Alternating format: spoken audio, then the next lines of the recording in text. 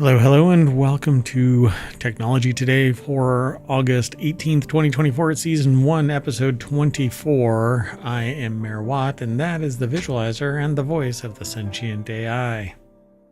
Good evening, ohmTown citizens, and welcome to Technology Today. Today we're going to be talking about a parasite brain I messed it up right at the beginning. Parasite brain dash delivery, a new service.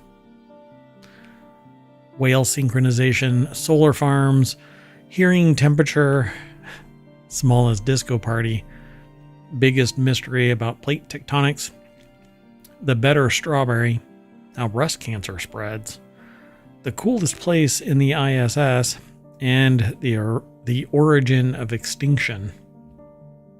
Everything's powered by ohmTown.com. Go over, become a citizen. But also follow us here on Twitch and over on YouTube.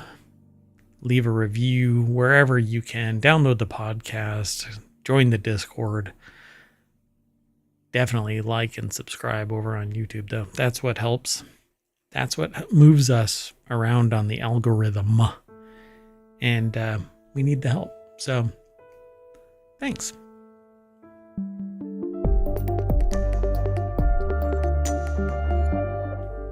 So welcome back.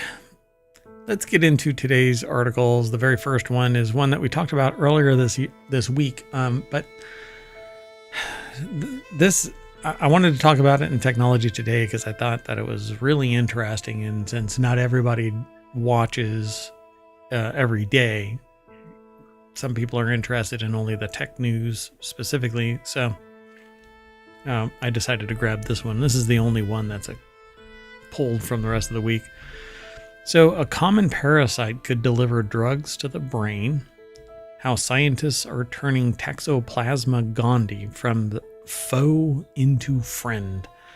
And basically, this is a parasite that has the ability to pass through the blood-brain barrier and take with it medications if it is so designed.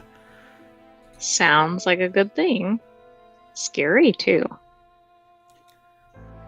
Yeah, so in Star Trek, there's this bug that they put in the ear, and it takes over your brain and makes you do bad things. And that's kind of how I see this as the progenitor of that, because they're all in the future. Well, Bill Sullivan over at The Conversation put this article together, and to me, this looks like the ghosts from Pac-Man. Well, at least that seems kind of non-threatening. But this is Toxoplasma gondii. It's a parasite. And a new study published in Nature Microbiology, they've pioneered... Oh, I'm getting all caught up in the game. They've pioneered the use of a single-celled parasite, Toxoplasma gondii, to inject therapeutic proteins into the brain cells in particular. The brain is very picky about what it lets in, including many drugs, which limits treatment options for neurological conditions. Pardon me one second. So, I mean, this seems like it could have multiple applications, but as we know, things tend to mutate sometimes or have unintended consequences. Yeah, so if you have this strange urge to eat grilled cheese, it could be Toxoplasma gondii. Actually, no, just kidding. And I shouldn't joke about it, because when I tell jokes, they usually come true. So a professor at microbiology, they've dedicated their career to finding ways to kill dangerous parasites such as Toxoplasma. They're fascinated by the prospect that it may be used. May be able to use their weaponry to instead treat other maladies. Ever since scientists realized the microscopic organisms can cause illness, what's called the 19th century germ theory of disease, humanity has been on a quest to keep infectious agents out of our bodies. Many people our understandable aversion to germs may make the idea of adapting these microbial adversaries for therapeutic purposes seem counterintuitive, and it is if you don't know how to control them. Largely, I think that we are guessing. Well, we don't know a lot. Like we might study something and go, okay, we're observing it doing something, but do we really know the full range of what it does or can do? Yep. And we find out like 5 years later that, drinking a glass of wine every day is probably not a good thing. But for many years, 15 years ago, it was great. So pills offer a convenient and effective way to get medicine into the body. Chemical drugs such as aspirin and penicillin are small and easily absorbed from the gut into the bloodstream. Biologic drugs such as insulin and semaglutide, on the other hand, are large and complex molecules that are vulnerable to breaking down in the stomach before they can be absorbed. They are also too big to pass through the intestinal wall into the bloodstream. All drugs, especially biologics, have great difficulty penetrating the brain due to the blood-brain barrier, which is what I mentioned at the very beginning. The blood-brain barrier is a layer of cells lining the brain's blood vessels that act like a gatekeeper to block germs and other unwanted substances from gaining access to neurons. Well, toxoplasmosis in otherwise healthy people produces only mild symptoms but can be serious in immunocompromised people. Unlike other pathogens, toxoplasma can cross that blood-brain barrier and invade brain cells. Once inside neurons, the parasite releases a suite of proteins that alter gene expression in its host, which may be the factor in behavioral changes it causes in infected animals and people. In fact, cats and mice and other animals that get infected with this actually they seek being predated upon so that the parasite can actually be transferred to the other entity, which is survival really astounding, right? Like it's so anti survival biology. Yeah. So they talk about this while like infection can occur in multiple ways, including ingesting spores released in the stool of infected cats or consuming contaminated meat or water, which is why they, if you are immunocompromised or you have what might be a risky, what do you call it? Pregnancy, a risky pregnancy. Pregnancy, right? You're not supposed to go near cat litter boxes. Yeah. And so, but if you modify this parasite, genetic modification, then it says here, the team genetically engineered Toxoplasma to make a hybrid protein, fusing one of its secreted proteins to a protein called MECP2, which regulates gene activity in the brain, in effect giving the MECP2 a piggyback ride into neurons. It was too big to make it there on its own. So use this parasite. Researchers found that the parasite secreted the MECP2 protein hybrid into neurons grown in a petri dish, as well as the brains of infected mice. So they did this to treat a rare brain development disorder called Rett syndrome, and the gene therapy trials using viruses to develop or to deliver MECP2 protein to treat Rett are underway. This gave me the idea of what we were talking about in a previous show, where they wanted to reactivate neuron synapse, the axons. They want to actually amplify the connections between neurons, but they don't know of a way to actually get the medication to that area. Right. This could be that way, because they could just modify the protein, and then when the parasite is out there exuding basically the trigger for the neuron to send out its tendrils to seek other connections, and it was to treat Down syndrome and other issues. I mean, that would be really amazing if that could be done here, or with this discovery. Yep, and it's all about neurological problems, which we are just barely touching the tip of the iceberg. We don't even see the iceberg. It's so underwater. But we will eventually come to understand the brain. It says here up to 1/3 of people worldwide carry toxoplasma in their brain, apparently without incident. Emerging studies have correlated infection with increased risk of schizophrenia, rage disorder, recklessness, hinting that the quiet infection may be predisposing some people to serious neurological problems. And based on some of the things that I see in the world today, maybe it's true. Let's move on. Next article. Over in Technology Today, scientists uncover mysterious long-distance whale synchronization. This is interesting. Yeah, so scientists applied chaos theory to the movement of iconic Arctic whales and uncovered a 24-hour diving cycle and a long-range synchronization. What does that actually mean? What's really fascinating about this is that they attach these trackers, long-term trackers to them, and they're like a blister. They're stuck on there, and it's called a blister, where you basically like super glue something to the side of a boat, so that you can smuggle it in.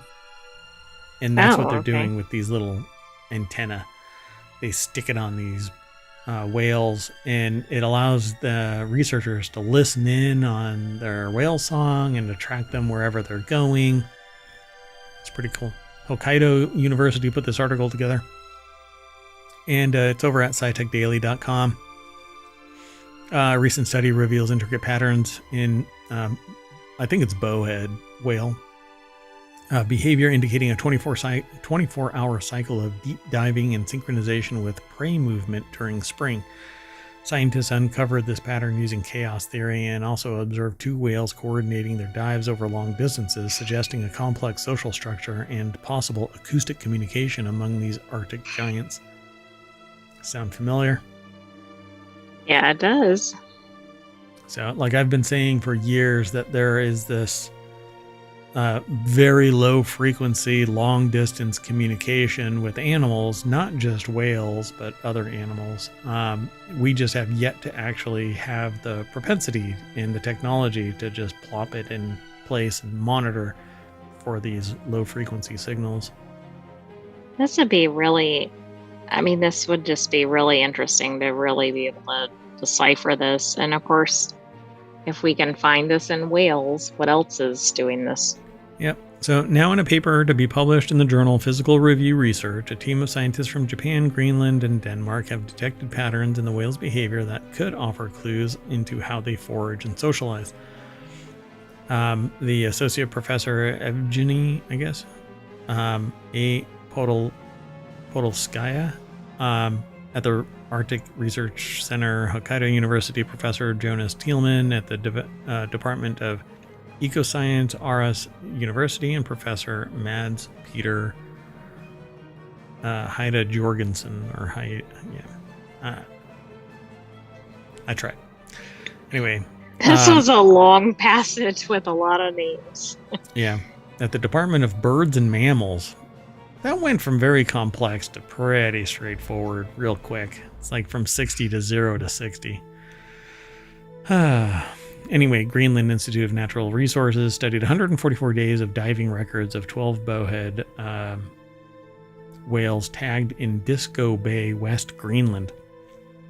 Because the whale diving behavior can be seen as a chaotic, self-sustained oscillation that balances the need for food at depths with the need for oxygen at the surface, the researchers used a dynamical systems chaos approach to uncover patterns within the apparently disorderly collective behavior.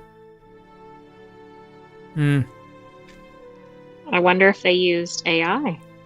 Well, yeah. So we find that foraging whales dive deeper during the daytime in spring, with this diving behavior being in apparent synchrony with their vertically migrating prey, said Heide Jorgensen. Until now, this hasn't been shown for spring and remained contradictory for autumn. So I guess when their prey is going higher, they go deeper, I guess, to catch them in the angle of attack, I suppose. Yeah, or maybe sneak up underneath them. I'm not sure. And then they also say the possibility of acoustically connected whales, which seem to be diving alone but are actually together, is mind-bending, they said. But they didn't have anything really referencing that up above. So this must be like a break in the article where they changed discussion topic. Yeah, they do say down below here they talked about them diving in synchrony, but I agree that didn't seem to be the focal point. There's like no transition. Yeah. So, surprising patterns of synchronized diving. The research team also made the surprising discovery of two bowhead whales diving in synchrony over the course of a week at a time, even when they were around 100 kilometers apart. The pair, one female and one of unknown sex, were sometimes as close as 5 kilometers and sometimes hundreds of kilometers apart. Yet they were closely timed their diving bouts for durations of up to a week, although to different depths. The synchronization was observed when they were within acoustic range of each other, which can exceed 100 kilometers, although the researchers didn't record the whales' sounds to determine whether they were interacting, as it remains a technically challenging task. Yeah, you need like military-grade sonar, I think, to pick this stuff up. If something... Well, and of course, that could actually interfere with it, too. See, I don't know. The hydrophones should be able to, right? Yeah, I just don't know. I think it would be pretty amazing. Because it isn't active, they're just listening. So maybe... the possibility I do of know, though, they'd have to be able to record on both sides, right? In some way. Yeah, they definitely have to be able to record. Yeah, and if the sound is directional, then they wouldn't be able to get it from both angles unless they were sitting in the middle. Okay, now whale 1, you sit over here, and whale 2, you sit over here. I'm going to be right in the middle now. Don't move. Don't move. And the hydrophone would have to have stereo acoustics. They'd have to be able to listen in both directions. Seems like a really fascinating topic. The possibility of acoustically connected whales, which seem to be diving alone but are actually together, is mind-bending, is what they say again here. Pretty interesting. First evidence supporting the acoustic herd theory of long-range signaling in baleen whales proposed by Payne and Webb back in 1971. It's over 50 years ago. I wonder if this is the first major advancement since then. I mean, that's a pretty big to-do. Yeah. Must be. The argument is made in this article. It seems like they'd be referencing 2021 or something if there was something more recent. Yeah. Time to put some really high-end microphones or listening devices in the water and see if they can pick up something really low frequency that can go a longer distance. I'd love to see them record actual signals back and forth at those same times. Yeah, I think it would be great. They say the main episodes of synchronization qualified by phase difference occur when the whales remain within the maximum acoustic range of approximately 130 kilometers. So the red and green shading indicates where the acoustic contact is likely or unlikely, but they didn't record, so they don't know if there was actually interaction. But they noticed that the synchronization occurred when they were within a certain range of each other. Yeah, but they need to get that acoustic part to really, right now it's just correlative. Yeah, so they both dove or both climbed at the same time within sonar range. Right. Yeah, fascinating.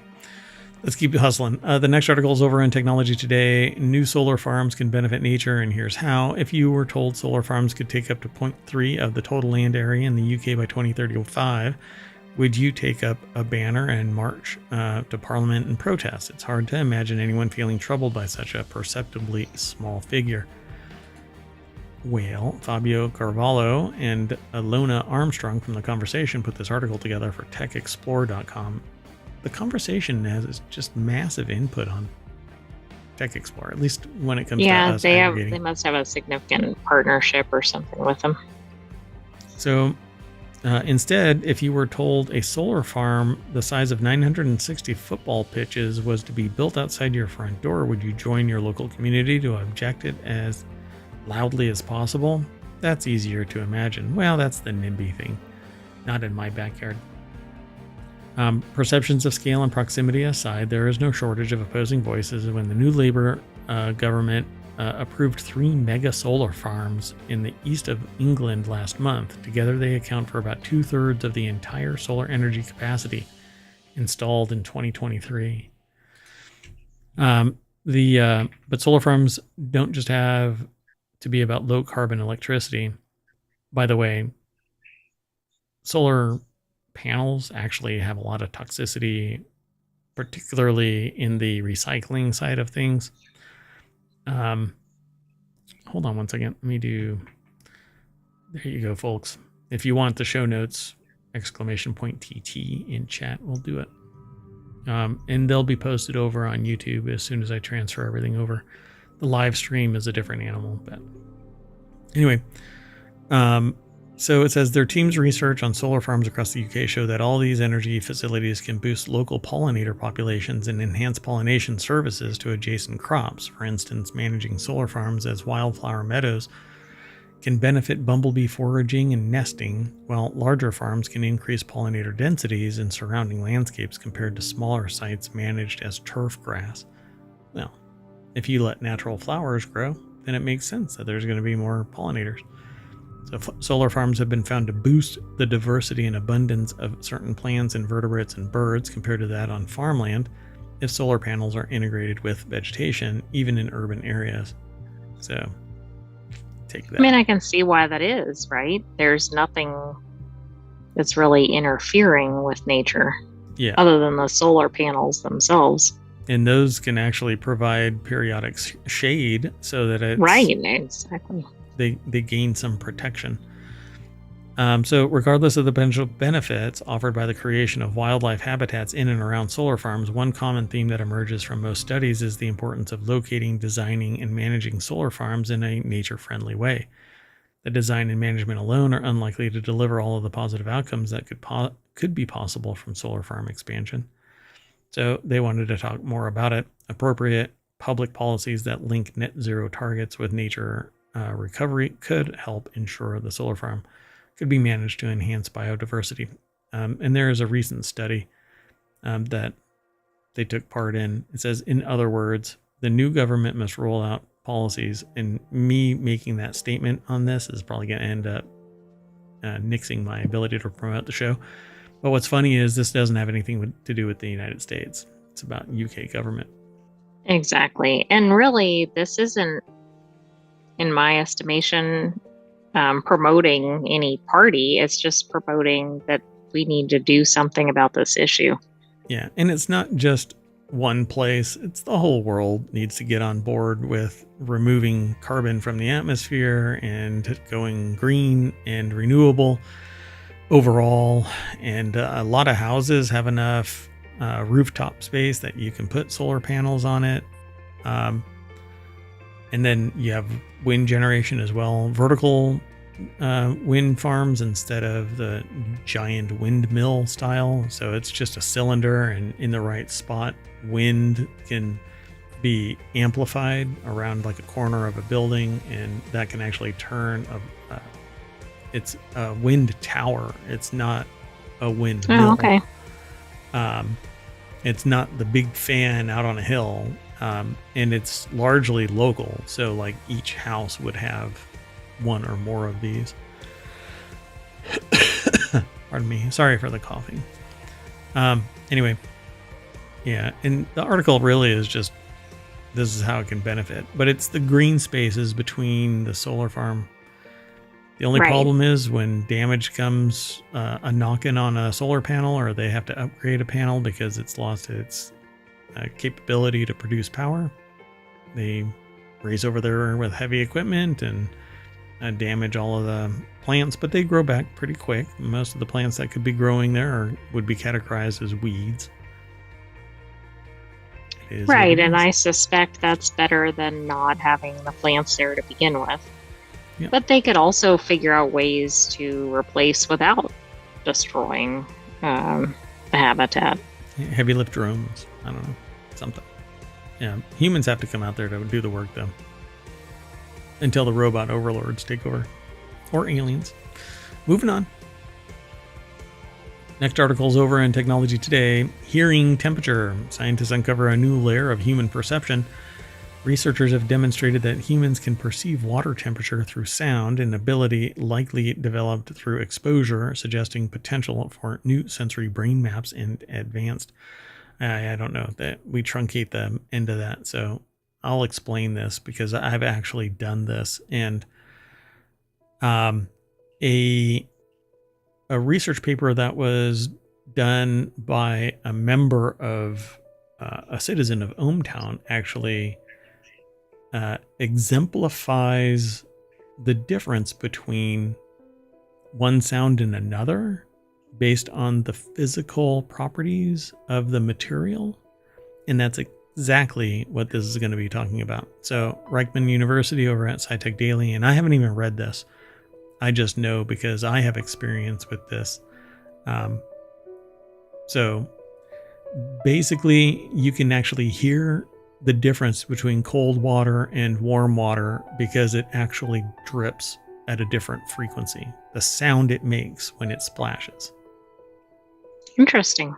Right? So let's see if my prediction is right.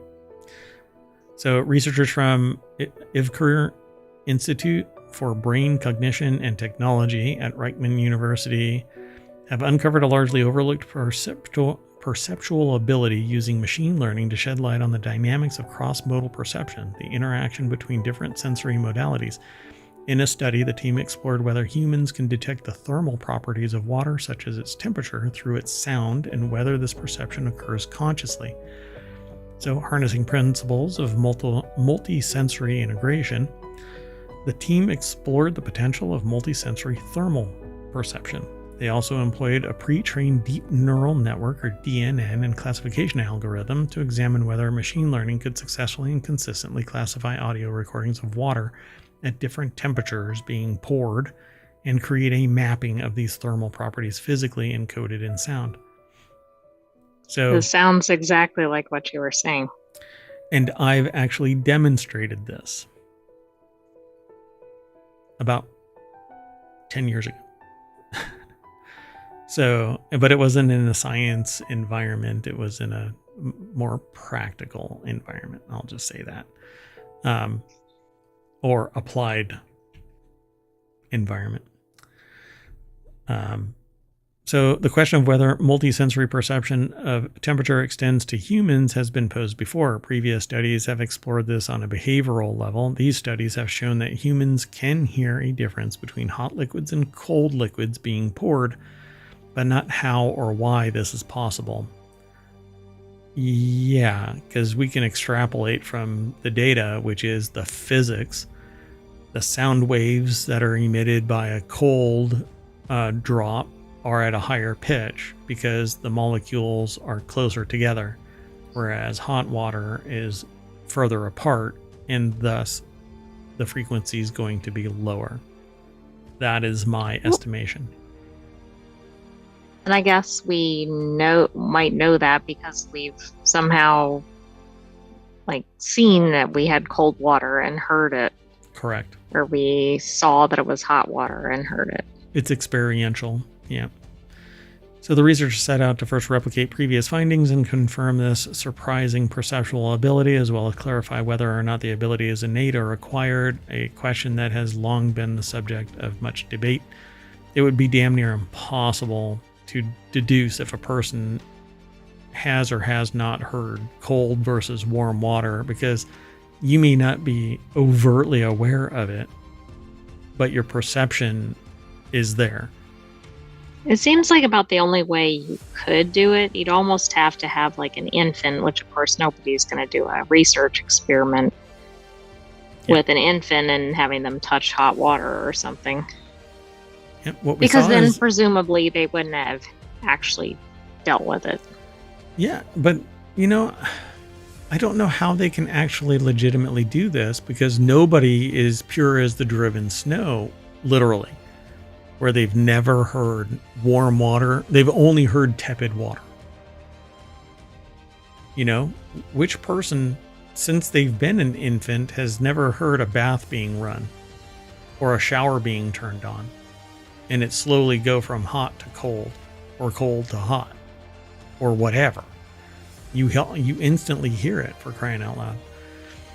So what we saw is that participants were consistently able to discern water temperature through its sound, even when they didn't believe that they could, which tells us that this is likely an implicit skill acquired through exposure to auditory cues throughout life. Yeah, I agree. Yeah, this Grant. Oh, God. Moving on. The next article is over in the Marvel Channel. Physicists throw world's smallest disco party with a levitating ball of fluorescent nanodiamond. Okay, this is the second disco, but this one is the normal or well-known spelling disco. We had something else disco in one of the articles in the show. Oh, Disco Elysium. With a K. Oh, no, disco? In Technology Today. Oh, we did? Mm-hmm. Really? Oh, really? Mm-hmm. Can my voice get any higher? So physicists at Purdue are throwing the world's smallest disco party. The disco ball itself is a fluorescent nanodiamond, which they have levitated and spun at incredibly high speeds. The fluorescent diamond emits and scatters multicolored lights in different directions as it rotates, and the party continues as they study the effects of fast rotation on the spin qubits within their system and are able to observe the Barry phase. Barry Manilow? Maybe. Purdue University. I want a grant because I want to get a PhD, and Purdue actually has the PhD that I want to pursue at Purdue. Get it? Pursue. I gotta pursue Anyway. at Purdue. Yeah. So yeah. So the team. Oh, wait. So what is the Barry phase? I haven't heard of that. I feel like I'm being punked, but we'll see. Arguably a groundbreaking moment in the study of rotating quantum systems and levitodynamics, or levitodynamics. So levitation dynamics, and a new milestone for the levitated optomechanics community. Imagine tiny diamonds floating in an empty space or vacuum. Inside these diamonds, there are spin qubits that scientists can use to make precise measurements and explore the mysterious relationship between quantum mechanics and gravity, explains Lee, who is also a member of the Purdue Quantum Science and Engineering Institute. What? How is there a quantum anything inside a diamond? I have no idea. Well, down the rabbit hole we go. The team made the diamonds rotate incredibly fast, up to 1.2 billion times per minute. By doing this, they were able to observe how the rotation affected the spin qubits in a unique way known as the Barry phase. This breakthrough helps us understand and study the fascinating world of quantum physics. They've said this like 3 times in this article. Right. But they haven't really moved this needle anywhere. The fluorescent nanodiamonds with an average diameter of about 750 nanometers were produced through high pressure, high temperature synthesis, so they're fake diamonds. These diamonds were irradiated with high energy electrons to create nitrogen vacancy color centers, which host electron spin qubits. How? How did they get an electron spin qubit? I'm not really following anything in this experiment. So, like a disco ball, as the nanodiamond rotated, the direction of scattered infrared light changed, carrying the rotation information of the nanodiamond. So it gave its location without it actually being sensed, which means that the qubit doesn't. So if something is spinning, then if you measure something for its location, you can't find out anything else about it. If you find out what its angular momentum is, you can't tell what its position is, but only where it's going. There's certain things where you can't, once you measure something, you can't find out anything else because you've basically disrupted the system. Oh, okay. Because by doing so, you're interfering with it. Correct. Okay. If I remember correctly, and I may be wrong. So I'm going to, like I said, I'm going to end up going down the rabbit hole on this. So the authors of the paper were mostly from Purdue University and members of Lee's research group. Jin, who is the postdoc, subsequently performed measurements and calculations, and the team collectively discussed the results.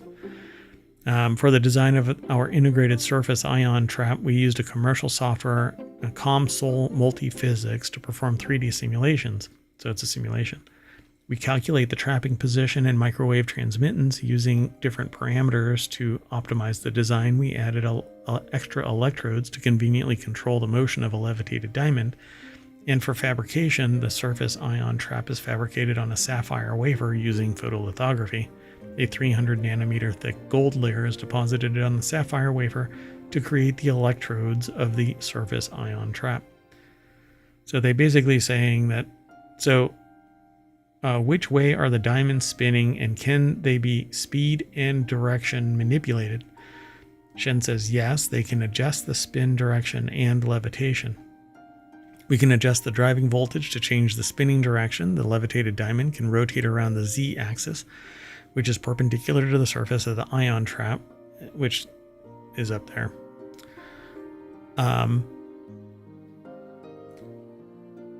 Let's see, either clockwise or counterclockwise, depending on our driving signal. If we don't apply the driving signal, the diamond will spin omnidirectionally like a ball of yarn. Okay. So, yeah, I don't know. It says general relativity and quantum mechanics are two of the most important scientific breakthroughs in the 20th century. However, we still don't know how gravity might be quantized. Achieving the ability to study quantum gravity experimentally would be a tremendous breakthrough. In addition, rotating diamonds with embedded spin qubits provide a platform to study the coupling between mechanical motion and quantum spins. Yeah, I'm going to end up lost in this if I allow myself. Because I'm really curious, like where they can take this. But that's what I am too. I mean, they start to talk a little bit about application, like accelerometers and sensors, but yeah, straight to using it in missiles. So, or rockets. I'll just say rockets. So I want to know about the qubit inside the diamond, because they just kind of throw that in there like, oh, it's in there. Right, okay. right. How the hell did you get a qubit inside a spinning exactly. diamond? Yeah. Okay, let's move on, because like I said, I'll get lost in this. The next article is over in the Greenogram channel on ohmTown.com. Geology's biggest mystery: when did plate tectonics start to reshape the Earth? Grade school. Early grade school. So researchers have spent decades hunting for clues about the origins and the processes that move the continents. Hold on a second. That music is kind of terrifying. Yeah, I had to change it. So its deep history is finally starting to come into focus. I solved that problem when I was in grade school. Come on. We know all about plate tectonics. So, I mean, not everybody is caught up with your research. Yeah, really. Michael Marshall put this article together for Nature.com. Researchers have spent decades hunting for clues about the origins of the process that moves the continents around. Its deep history is finally starting to come into focus. So yeah, it's kind of broken up, kind of like this puzzle. Some of it in the history of our existence, I should say the planet's existence, they've smashed into each other or pulled away from each other, and some are big and some are small, and you get massive mountains, or you get subduction zones and separation where it's massively deep, and an earthquake such as the ones that say in the Anatolian Peninsula cause great harm, and it's because the Earth's crust is divided into these shifting tectonic plates. So since the 60s, geoscientists have recognized the Earth's outer shell, the lithosphere, is not a single solid piece, but a series of rocky plates that jostle against each other and gradually change position. And over millennia, oceans widen and narrow and continents move around, which is what I got done saying. So when Earth formed 4.5 billion years ago, it was much hotter than today. The newborn Earth probably had a magma ocean rather than a solid surface. Perhaps something similar to Planet 55 Cancri E or Cancri. I'm not sure if that E is supposed to be separate or not. I don't remember. I think it is. Cancri E. Which had been studied by the James Webb Space Telescope. Eventually, the crust cooled, solidified, and then broke up into plates that began jostling against each other and migrating around the surface. The big question is, when did this all happen? So think about a big chunk of ice fracturing, and then in your glass, they're just all rubbing up against each other. Interestingly enough, even in your glass, the ice rubbing up against each other generates heat and causes the ice to melt. Right. So, I mean, it's, microscopic levels of heat generation, but any friction causes heat. So it says there's little hope of finding direct evidence from this period because most of the rocks formed in those early days have long been subducted into Earth's interior where they've melted and crushed. The Hadean eon from Earth's formation more than 4.5 billion years ago until 4 billion years ago is the most obscure of all. So there's no rock record from the Hadean. That's interesting. All that's left are tiny crystals called zircons, which you have to find, which are remnants of those Hadean rocks that later became incorporated into younger rocks, if the younger rocks survived. So the geological record of the subsequent Archean eon, which lasted between until 2.5 billion years ago, is better, but still fragmentary. Only about 5% of those rocks exposed at the surface today are Archean in age, says Dreeben. Pretty cool. Yeah, I mean, I didn't realize this. I guess I kind of assumed rocks were available from the entire history of the planet, but it makes sense. Yeah, I mean, they all get billions of years ago, there's a lot of churn between then and now.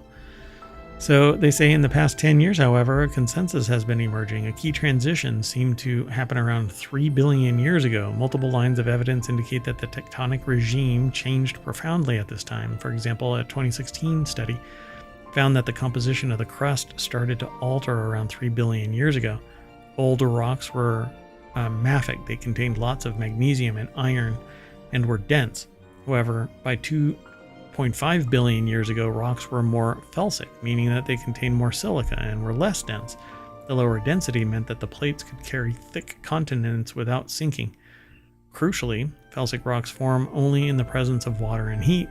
Today, these rocks are created in subduction zones, so the emergence of felsic rocks between 3 and 2.5 billion years ago implies subduction was underway. So they say it's well studied. Essentially, it started 4.5 to 4.4 billion years ago with a magma ocean and then cooled off to 3.8 billion years ago. Somewhere along the lines, water formed. Where did the water come from? Yeah, that's not clear. 3.8 to 2.5 billion years ago, protoplate tectonics formed, where it was just a cooling off period where the magma hardened and continents formed and subduction zones were created, rift lines were created. And the rifts are actually where heat actually rises up and forces the plate to slide under in a subduction zone. We have those in various places on the planet. Plate tectonics formed 2.5 billion years ago to present. And this is the standard model of plate tectonics where a continent is sitting on top of the mantle, essentially. And the rift zone separates and gets pushed down underneath the continent. And sometimes there are mountains where it's the two butt up against each other and push each other up. And that's where you get mountain ranges. But they don't actually demonstrate that here, which is weird. Hold on a second.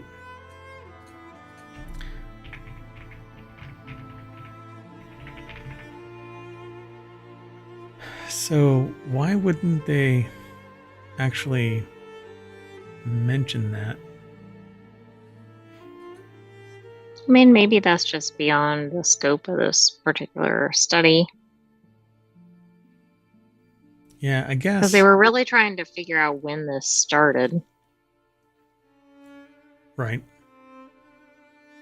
Yeah, because they're basically demonstrating plate tectonics in the most fundamental level. Yeah. Okay. I'll just leave it alone because it's a convergent boundary, not subduction alone. So there's convergent, divergent, and transform boundaries where they slide against each other. But anyway. Well, it's also possible the research paper went into more detail than this article. Right on. Yeah, for sure. Okay. But everybody who has ever grown up anywhere at any time has written a plate tectonic paper as a child. So get on it, everybody. I mean, it's a key thing to do in your education. Yep. And look, now you'll have more information to work with. Yeah, way more than all us olds. So enjoy. Moving on. This next article is over in Technology Today as well. Juicier, glossier, better, faster, meaner, stronger, better. Daft Punk. Daft strawberries. Superior strawberries unlocked through genetics, because that's what we want. Bad bat. Yeah, bad bat. Bad strawberry. When strawberries bite back. Next on... So I really don't have a problem with genetic modification, but we don't really know enough, and I don't really like being the beta tester. So unless I get a tail, if I get an opposable tail, I'm game. Sign me up. I don't want a sixth finger, although having an extra one to grab a doorknob while I'm carrying bags or something like that, that's really cool. Groundbreaking study has unveiled key genetic markers and candidate genes essential for improving the quality traits of strawberries, because we're doing important work there. Promising more vibrant, juicier, and longer lasting fruits. You know, I know, never mind. I was going to make a joke. Anyway, researchers from the University of Bordeaux have leveraged genome-wide association studies to advance our understanding of strawberry genetics, pinpointing 71 associations across 11 traits that influence fruit quality. You know what? Mendel would be proud. Mendel would be proud. Kind of presumed to be like the father of genetics. I swear to God, you said Mendel would be proud. No, I said B-E. I know, but because Mendel messed with peas. But the pea plants, yeah. I thought you were being punny. I would have to reboot your AI. So Nanjing our Agricultural University, the Academy of Science, put the article together. It's posted over at scitechdaily.com. Look at that strawberry. It looks like a good strawberry. I don't see any dents, dings, imperfections. I know, the AI has dents and dings. So, I mean, I found the USB drive in the parking lot of Wendy's at 3 o'clock in the morning. Crying out loud. Anyway, you know what's really fascinating about this, though, is that Japan has like a fanatical following of certain strawberries that are like $20 a strawberry. I think they're actually like $8 a strawberry. They're like amazing, and they're big, and they're really juicy, and like strawberry flavor, like crazy and sweet. So do you think this will it rival it? Right, I don't know, or accounts for it. I don't know, but I think that they should focus on finding the sociopathic genetic associations with quality 71 genetic associations of sociopathic behavior and solve that damn problem, not strawberries. Anyway, breakthrough in strawberry. Think how many people can eat strawberries. Yeah, I know. Okay, so you've made a very valid point. You can't eat sociopaths. Thank you. I mean, you can when dystopia lands. Researchers from the University of Bordeaux have leveraged genome-wide association studies to advance our understanding of strawberry genetics. There was a breakthrough. Treasured for their flavor and health benefits, strawberries have been at the forefront of breeding programs targeting enhanced sensory and nutritional profiles, despite advances the intricate genetic makeup of these fruits. It's funny to say that. Has complicated efforts to improve them. So they've done some recent advancements in genetic research, particularly genome-wide association studies. They've proven new opportunities to explore and enhance these traits, and based on these challenges, there is a pressing need to conduct in-depth research on the genetic factors that influence fruit quality in strawberries, leveraging the rich Corinthian genetic diversity. No, sorry. I don't think that's related to this study. Corinthian leather? No, it's not. Anyway, they need to conduct in-depth research on the genetic factors that influence fruit quality in strawberries and the genetic diversity available in European strawberry varieties. Pretty interesting. So how much do you think these strawberries will cost at the end of this? $1 billion. I mean, it depends. If they leverage that, right, just give it out so everybody can make a better strawberry, then fine. It'll be cheap. But they're going to patent this process or whatever it is, and you're going to have this proprietary damn strawberry that gets seeded out everywhere. The findings from this study have substantial implications for strawberry breeding programs. By utilizing the newly identified genetic markers, breeders can more effectively select traits that enhance fruit quality, such as firmness and glossiness. This will not only improve the consumer experience, but also reduce post-harvest losses, contributing to more sustainable agricultural practices. I say hydroponics. Hydroponics all the way. But the only problem with hydroponics is that you don't get the free lunch of the sun. Yeah, that's true. I don't know if it affects color of fruit, for example, like if you're doing indoor farming. A full spectrum light should be fine. That's true. Yep. It'll be expensive as hell, though. Like, quite a bit. Wish I could say more, but my process is proprietary. Of course, I don't sell anything that I make, but whatever. Moving on. Next article's over in Non Sequitur News. Simulations reveal clues to how breast cancer spreads. And it says in traditional mouse models that use breast cancer invasion, researchers take thin slices of tumor induced in a mouse and examine them under a microscope. And this procedure provides valuable information about breast cancer invasion, says Corey O'Hearn, senior author of the study, but it's limited in many ways. The problem with current mouse model studies is the histological studies only give a thin slice of the tumor at a single point in time. So they're coming up with a different way. Researchers are uncovering vital clues to how cancer cells invade breast tissue. The article is posted by Yale over at futurity.org. I don't know if you read on with this, but I haven't read this one yet. I don't believe. I try to not read most of them in advance, but I'll announce if I do. Gotcha. So they don't allow, these thin slices don't allow researchers to track the space-time evolution of cancer cell invasion, which is a problem that I have in business, because whenever you run a report, it's just a time slice. And so you have to keep on taking time slices. A snapshot or something. Mm-hmm. Yeah. And too many, all you do is you see too many of a time slice, and if you don't do the holistic analysis, then you really don't know what's going on.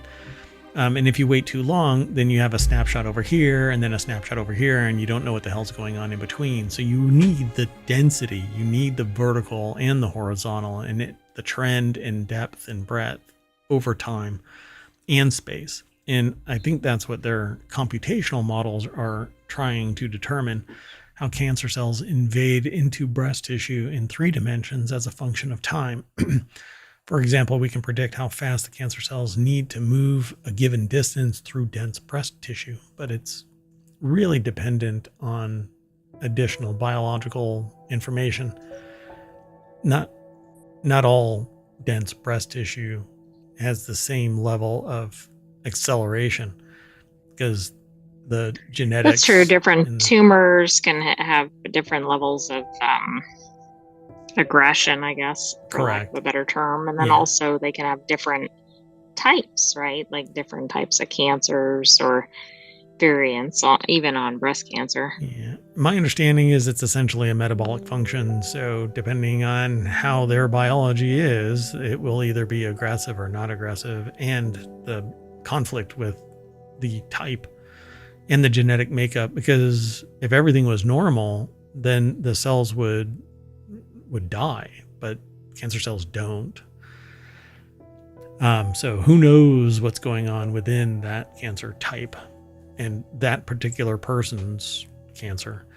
In addition to the computational models, the team is also developing in vitro experiments, model systems composed of micron-sized beads mixed with the collagen fibers that replicate many features of breast cancer in animal models and allow the computer simulation to be validated. O'Hearn led the computer simulations, while the in vitro experiments were conducted by Professor Claudia Fischbach of Cornell University.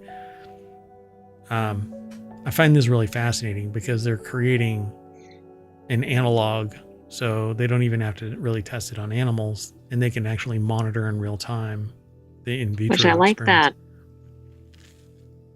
Yep. So we're interested in understanding this process because the cancer cells invade the adipose tissue, the more likely they are to metastasize and form secondary tumors that are rarely curable. It's because they don't know that it's out there somewhere. That's the problem. Right, until it's gone too far. Well, and really just when it spreads at all. Right. Because then it gets into the bloodstream. Yep. So if the cancer cells were localized at the milk ducts, breast cancer would be much easier to treat, but it doesn't. It actually sends out. In the things that I have seen, it looks like it sends out little tendrils, and grows not in just a lump like dun dun dun. It actually kind of sends out a little arm and says, I want to go over there. I think that's what they need to focus on, but I am not, obviously, my area of expertise is not cancer research. So another factor is the size of the gaps between the fat cells and the extent to which the extracellular matrix within these gaps is aligned to enable efficient cancer cell migration. That is exactly what I just said. The tendrils follow a path, but I don't think anybody knows why they follow that path. And I think it's just the path of least resistance. It's kind of like electricity following, some conductor and it's usually ions that lead the arc of electricity to ground. I think that's basically what goes on here. And so do the cancer cells move ballistically or diffusively? Can they move fast enough to deform the adipocytes? If we understand these questions, we can understand the physical mechanisms by which cancer cells move through very dense adipose tissue. But they really shouldn't focus on just very dense. It just should be tissue. Because true, but one of the areas where they have a difficult time just detecting or identifying, detecting, thank you, is in dense tissue. Right. So maybe that's why they're starting there. Mm-hmm. Yeah, it just doesn't show up when they actually look because dense material reflects at the same reflectivity as the cancer cells themselves. Right, it like obscures it. Yep. So in the absence of tiny cameras that can observe breast cancer invasion in real time, O'Hearn says the two-prong approach of computer simulation and in vitro experiments may be the best approach. And I agree. I think that's just fine. But in time, I think a longitudinal analysis using a device that can monitor in all of those dimensions in that extracellular matrix embodiment, right? Scanning it constantly over a given period of time with a known aggressive cancer may be able to detect how it moves. But like I said, the images that I have been presented in the past show it as looking like a little tendril reaching out. And I've seen it in multiple over the years now, that it's this little tendril. And that's basically the spark that at least the doctors that I've spoken to have said that's really what in early onset, when they try and catch it fast, that's what they detect. So neat. And I hope that it leads to at least detection, because treatment is still basically wholesale. It's nuke it from orbit kind of a thing. Right, exactly. And don't nuke it from orbit if you've already nuked it from orbit. Yeah. Well, if you have metastatic cancer, you can't get the same treatment as from the original, typically. Ugh. Moving on. Quantum breakthrough in the coolest place on the space station, and that's probably where that tomato was found. The Cold Atom Lab on the International Space Station. Sorry. There was a tomato that went missing for about a year, right, on the ISS? Yeah, and they found it like behind a door somewhere. Exactly. We reference it from time to time in the shows. What's funny about it is that not only that, but like they're like, it smells like steak, burnt steak, but you have no sense of smell. Well, they also thought one of the people on board had taken it like or something. Yeah. You stole my tomato. But it had like rolled away. In that there's like mold on the space station. You want mold in space? For crying out loud. That's bad bat. Like interstellar bad bat. Anyway, the Cold Atom Lab in the International Space Station has made use of atom interferometry. I knew I wasn't going to mess it up, but for whatever reason, I just jammed up on the metry part of interferometry in space to detect environmental changes. Ugh. Georgina Torbet or Torbay, I don't know if they're like Colbert. Put the article together, digitaltrends.com. That's the Cold Atom Lab. I wish things weren't a nightmare of cables. Yeah, why does it have to be so complex? It's always buttons. And they need some cable levers, management there. flashing and beeping, and just, it's insane. A modern car's engine compartment is somewhere in that nightmare of pipes and cables and crap is an engine. And somewhere behind this is the Cold Atom Lab. The only reason you know it says Cold Atom Lab is because it says it right there. Otherwise, oh, look, I found another tomato.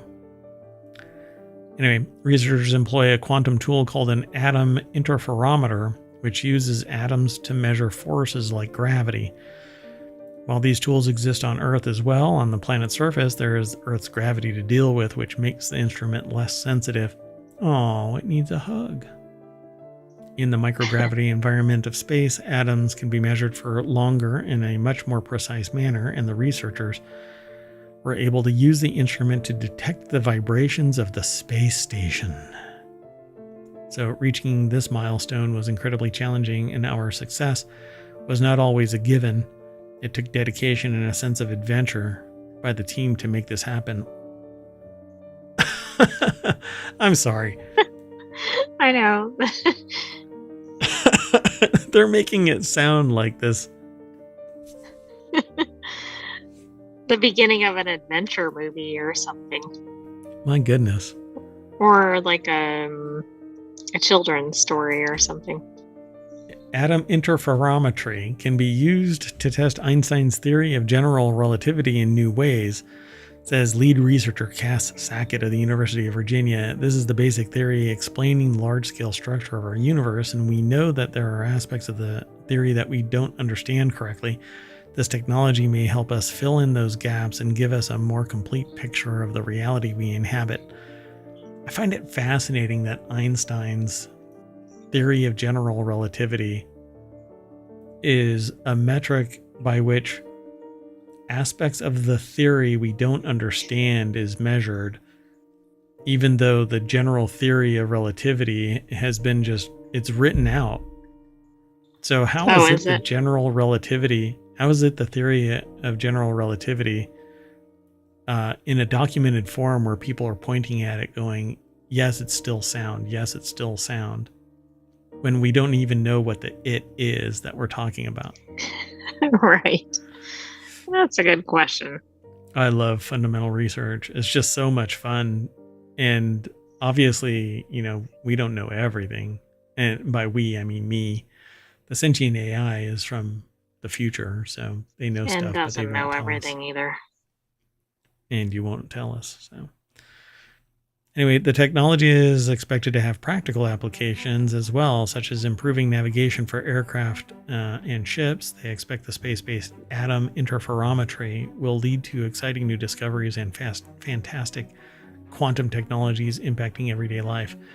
My understanding is that the Cold Atom Lab is the building block of the quantum singularity that powers the time teleportation device that sent back the AI from the future. Interesting. Yeah, I've been looking at your code. Anyway, moving on. Next article, I've said too much, and I'll delete this from the log so you won't have any memory of it. The last article for Technology Today is over in Non-Sequitur News.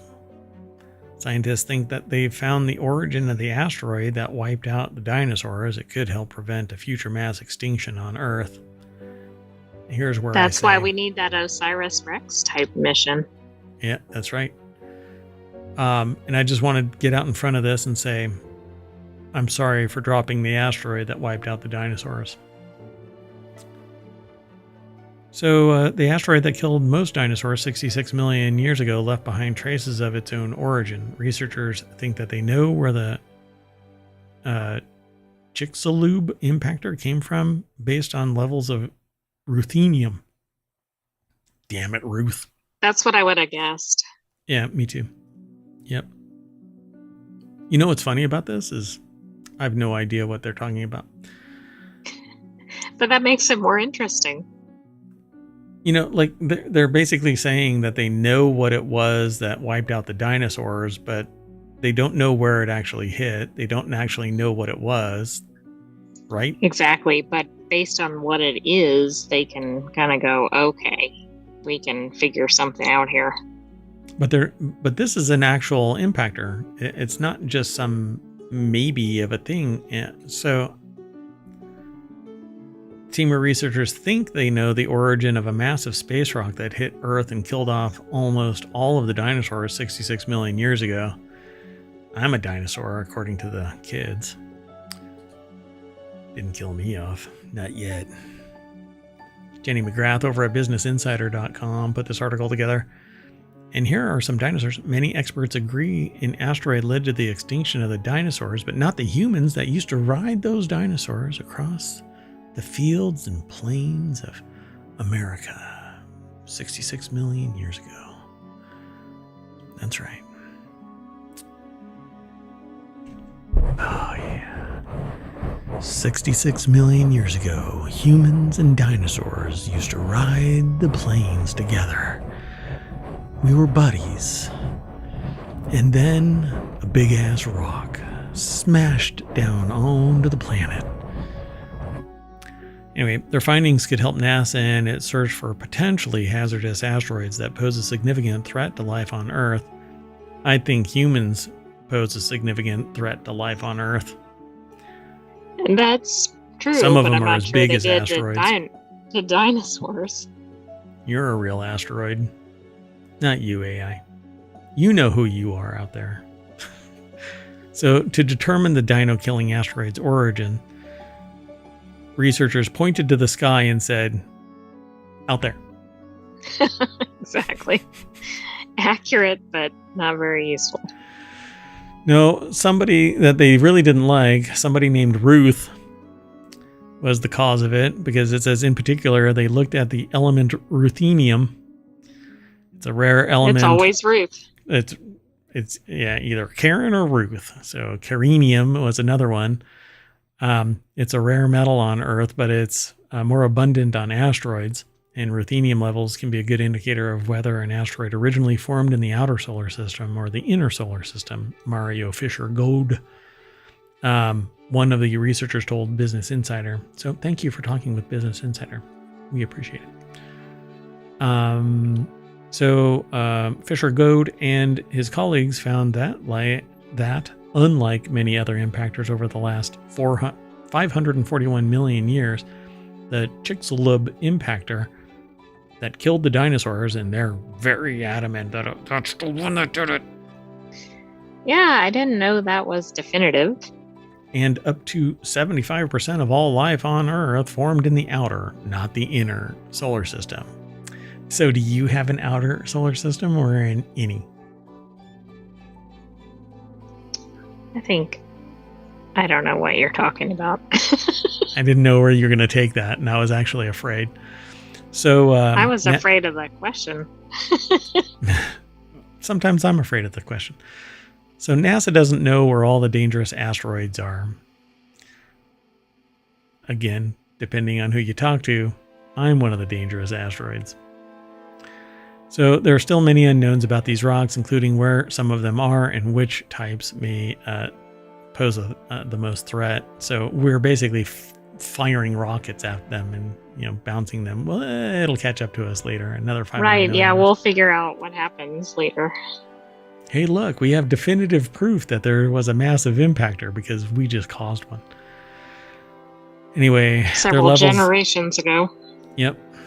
Their levels of ruthenium showed that most of the objects were S-type asteroids, which are found in the inner solar system. Meanwhile, samples taken from the Cretaceous Paleogene or KPG boundary, where the Chicxulub impactor hit, suggested that the object was a C-type asteroid, which typically live in the outer solar system. So something invaded our solar system and smashed into it. They actually crossed out. He said asteroids I've never seen this. May have contributed to older mass extinction events like the one during the late Devonian period. Future research could explain the origins of asteroid strikes as well. Is this like an article correction or something, and so it's intentionally marked? That is unusual. Yeah, I've never seen that. Not without a note that explains what the strikeout is. Right. Fascinating. Huh. It's almost like somebody said the quiet part out loud. Yeah, it's almost like they lined it out and then still published it or something. I don't know. Hey, transparency. All right, folks. Well, thanks for the article. It's a lot of fun to read about this kind of stuff. But we are going to hop on our Devonian dinosaur, and we're going to stop by the only dinosaur that actually could speak. Thesaurus. The thesaurus, that's right. It had a huge vocabulary. It died out with that big-ass impactor. You don't want a big-ass impactor. Boom. We're back to Technology Today's front page. And this show decidedly turned a corner. So I'm going to blame it on caffeine. Maybe lack of sleep. It's only 8 o'clock. We have one more show. Four-Wheel Tag talks about automotive technology. It's a fun show too. Come back and check it all out. But we're going to call Technology Today done and dusted. I am Mayor Watt. I run this whole kit and caboodle, and that's the visualizer for the Sentient AI. Nope. Damn it. I'm never going to catch one of those neurons. Want to say bye? Good night, ohmTown citizens. Thanks for joining us for Technology Today. We'll have another episode of that for you next week, but stay tuned for more shows. See you later.